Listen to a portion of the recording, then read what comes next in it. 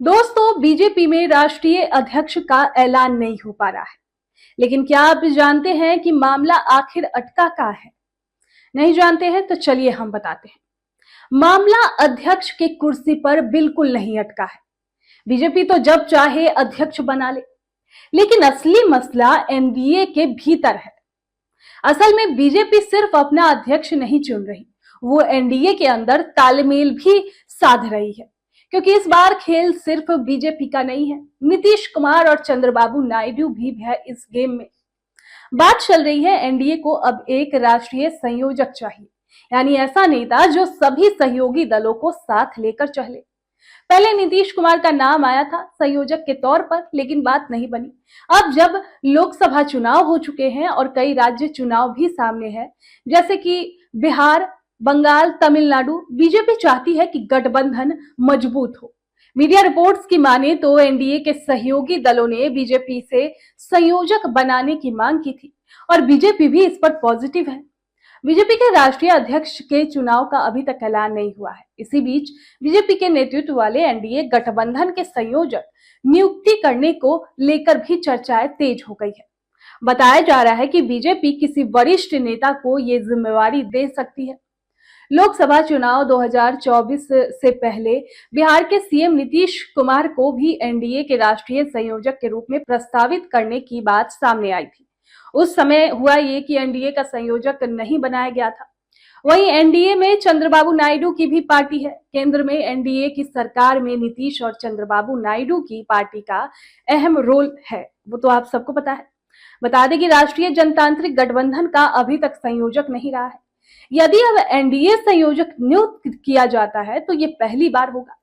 दरअसल ये कदम गठबंधन को और मजबूत करने और राज्यों में तालमेल बढ़ाने के लिए उठाया जा रहा है। मीडिया रिपोर्ट्स के बात माने तो एनडीए गठबंधन के दलों ने बीजेपी के सामने संयोजक का सुझाव रखा था। इस पर बीजेपी का भी सकारात्मक ही रुख रहा। राष्ट्रीय संयोजक की नियुक्ति से एनडीए के सहयोगी दलों के बीच बेहतर तालमेल और नीतिगत मुद्दों पर एक रूपता लाने में मदद मिलेगी, खासकर तब जब गठबंधन के विभिन्न दलों के हितों को संतुलित करना जरूरी है।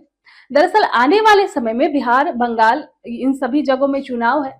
तमिलनाडु में डीएमके के एमके स्टालिन और बंगाल में टीएमसी की ममता बनर्जी सीएम है। दोनों राज्यों में एनडीए की सरकार नहीं है, इसीलिए एनडीए के लिए दोनों राज्यों का विधानसभा चुनाव महत्वपूर्ण है। बता दें कि लोकसभा चुनाव 2024 में एनडीए के नेताओं ने नारा दिया था, अब की बार 400 पार। हालांकि लोकसभा चुनाव में एनडीए 400 का आंकड़ा नहीं छू पाई थी। लोकसभा चुनाव में एनडीए ने कुल 293 सीटें हासिल की, जिसमें बीजेपी को 240 सीटें मिली। 2019 लोकसभा चुनाव में एनडीए को 353 सीटें मिली थी। अब 2019 के लोकसभा चुनाव के मुकाबले 2024 में एनडीए को कम सीटें मिली थी। अब आने वाले समय में 2029 का लोकसभा चुनाव भी है। 2029 लोकसभा चुनाव में एनडीए ज्यादा से ज्यादा सीट जीतना चाहेगा। गौरतलब है कि बीजेपी जल्द ही पार्टी अध्यक्ष के चुनाव की घोषणा कर सकती है। बता दें कि जनवरी में राष्ट्रीय अध्यक्ष का चुनाव होना था, लेकिन अब तक आधा अप्रैल खत्म हो गया और अब तक पार्टी को नया राष्ट्रीय अध्यक्ष नहीं मिल पाया है। जनवरी 2020 से जेपी नड्डा बीजेपी के राष्ट्रीय अध्यक्ष के रूप में काम कर रहे हैं। उनका कार्यकाल जनवरी 2023 में खत्म हो गया था, लेकिन लोकसभा चुनाव के मद्देनजर उनके कार्यकाल को बढ़ा दिया गया था। लोकसभा चुनाव के बाद जेपी नड्डा कैबिनेट मंत्री बन गए और बाद में कई राज्यों में विधानसभा चुनाव होने के चलते नए अध्यक्ष का चुनाव टल गया।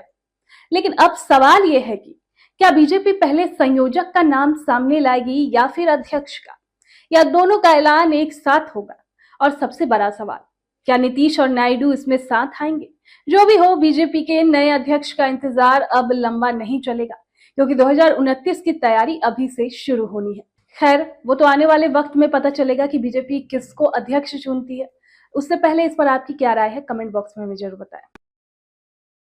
सूर्या हॉस्टल, एक बार अपने बच्चे को जरूर भेजें। सीमांचल का सर्वश्रेष्ठ हॉस्टल, 4ठी कक्षा से 10वीं तक, कोचिंग एवं ट्यूशन निःशुल्क, बेहतरीन और हर सुविधा से लबरेज। हमारा पता है दलन कटिहार। संपर्क करें 7903 464641 पर। हमारा वीडियो अगर आपको अच्छा लगा हो तो आप हमारे वीडियो को लाइक करें, शेयर करें और हमारे चैनल को सब्सक्राइब जरूर करें।